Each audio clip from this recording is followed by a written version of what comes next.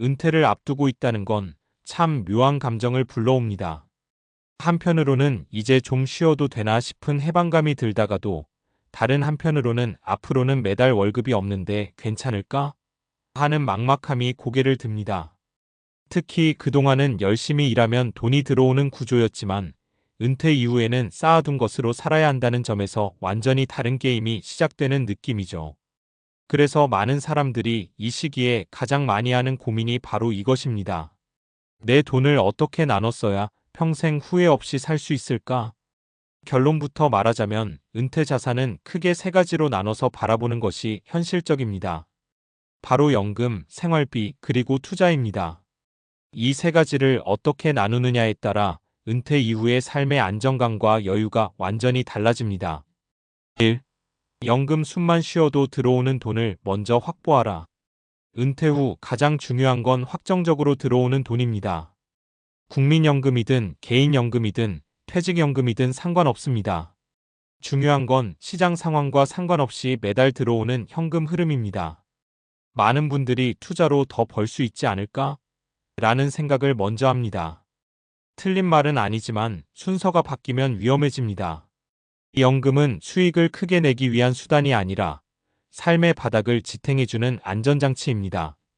예를 들어 매달 최소 생활비가 200만 원이라고 가정해 봅시다. 이 중 120만 원이라도 연금으로 확보되어 있다면 나머지 80만 원은 훨씬 여유롭게 대응할 수 있습니다. 반대로 연금이 전혀 없다면 매달 200만 원을 계속 만들어내야 하는 압박에 시달리게 됩니다. 2. 생활비 쓸 돈은 따로 떼어 놓아야 한다. 은퇴 후 가장 흔한 실수 중 하나는 모든 자산을 한 덩어리로 보는 것입니다. 통장에 5억 있으니까 괜찮겠지라는 식이죠. 하지만 그렇게 생각하면 막상 돈을 쓸 때마다 불안해집니다. 이거 써도 되나? 이러다 나중에 부족해지는 거 아닌가? 그래서 필요한 것이 바로 생활비 계정의 분리입니다. 은퇴 자산 중 일정 금액은 아예 이건 쓰는 돈이다라고 정해놓고 별도로 관리해야 합니다. 이 돈은 투자 수익을 노리는 자금이 아니라 안정적으로 꺼내 쓰는 자금입니다. 보통은 35년 정도의 생활비를 현금성 자산이나 안정적인 상품으로 확보해 두는 것이 좋습니다. 이렇게 해두면 시장이 흔들려도 당장 생활비 때문에 투자 자산을 급하게 팔 필요가 없어집니다. 3. 투자 남는 돈이 아니라 지켜야 할 돈이다. 은퇴 후에도 투자는 필요합니다. 물가 상승 때문입니다. 가만히 두면 돈의 가치는 계속 줄어듭니다.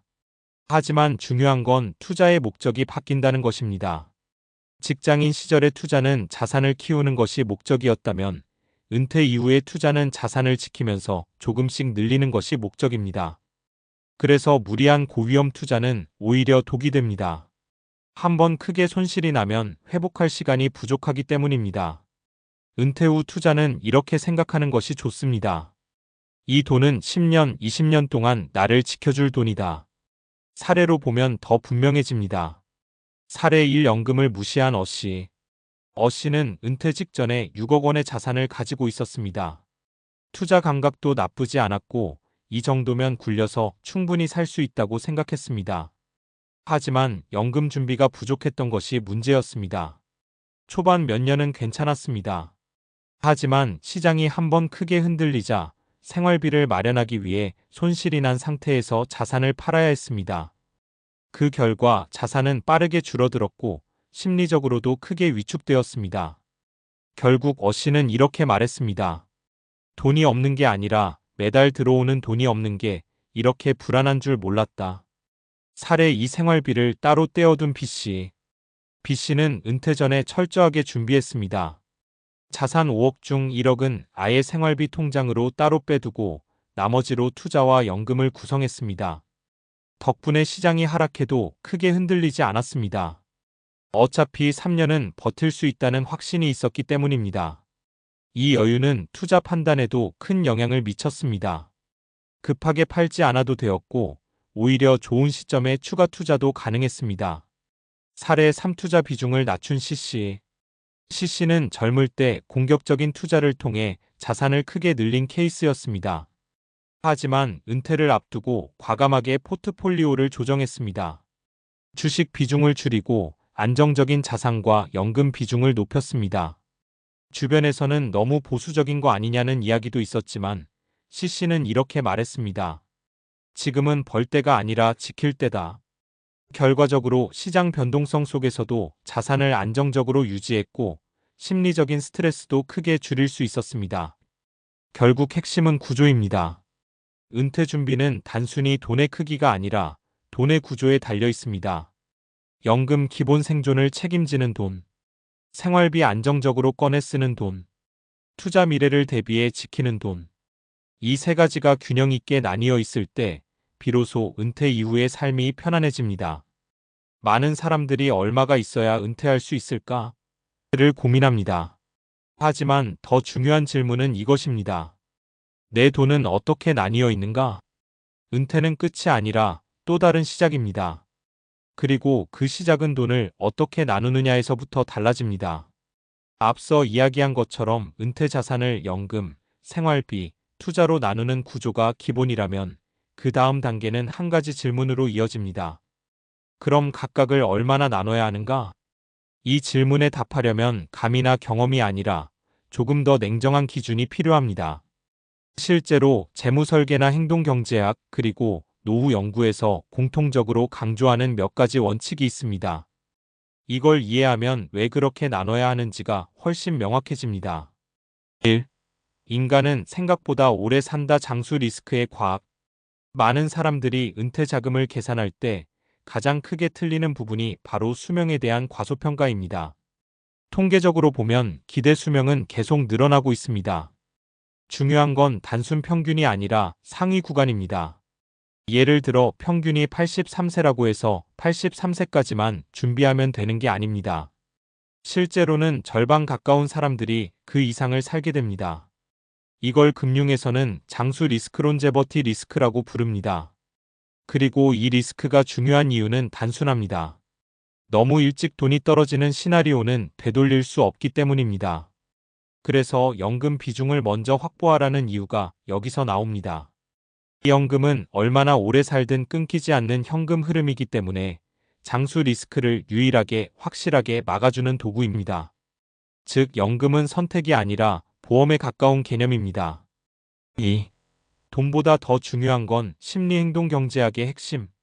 이론적으로는 투자 수익률을 높이면 된다는 말이 맞습니다. 하지만 현실에서는 사람들이 그렇게 행동하지 못합니다.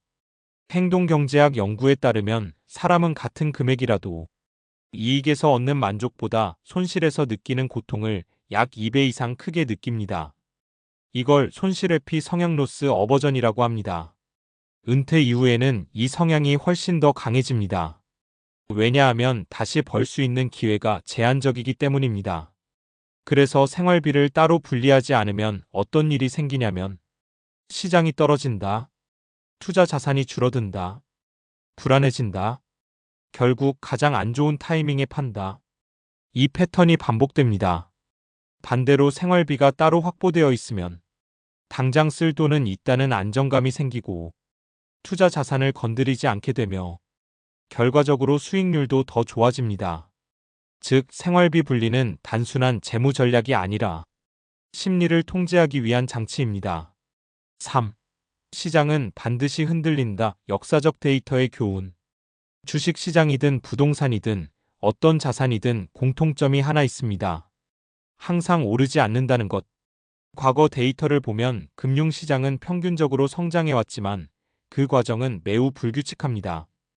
몇 년간 크게 상승하다가도 어느 순간 2030%씩 하락하는 구간이 반복됩니다. 문제는 은퇴 이후에는 이 하락 구간이 훨씬 치명적이라는 점입니다. 특히 초기에 큰 하락을 맞게 되면 같은 수익률을 기록해도 결과는 완전히 달라집니다.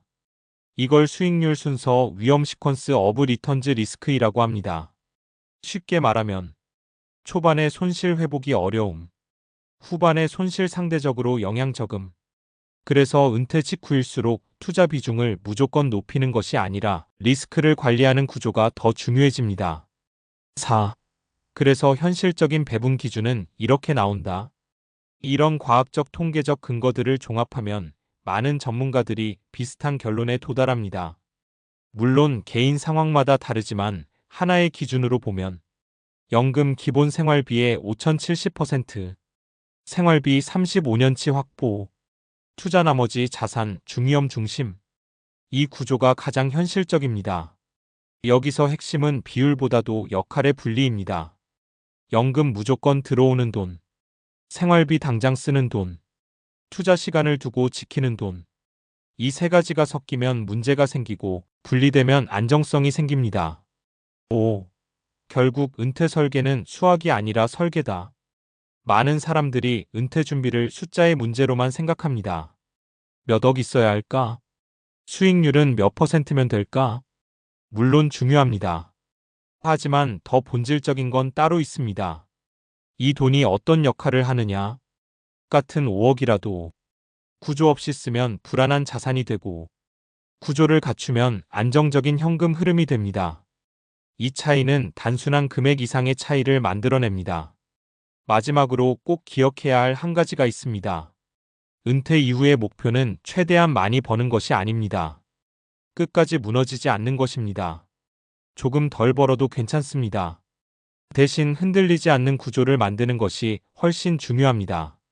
결국 은퇴는 투자 게임이 아니라 지속 가능한 삶을 설계하는 문제이기 때문입니다.